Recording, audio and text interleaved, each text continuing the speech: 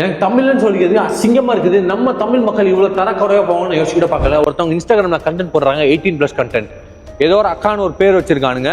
இந்த அக்கா என்ன பண்றாங்க அப்படின்னா கண்டென்ட் போடுறாங்க. இந்த பிரைவேட் ஆக்சஸ் எடுக்கணும், இந்த கண்டென்ட்டை பார்க்கணும் அப்படிங்கிறதுனா மக்கள் 33 லட்சம் பே பண்ணிருக்காங்க, கிட்டத்தட்ட 8000 பேருக்கு மேல.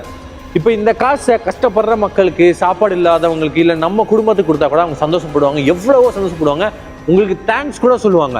ஆனால் இவங்க வந்துட்டு உங்களை வச்சு பெனிஃபிட் பார்க்கணும், உங்களை வச்சு காசு பார்க்கணும் தான் பார்க்குறாங்க தவிர இதனால உங்களுக்கு எந்த ஒரு லாபமே கிடையாது.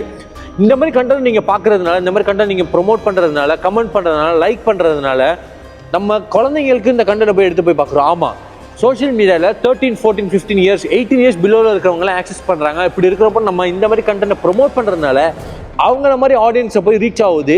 நம்ம சின்ன குழந்தைங்களுக்கு இந்த மாதிரி கண்டென்ட்ல எக்ஸ்போஸ் பண்ணுறோம். It is not right, it is not at all good.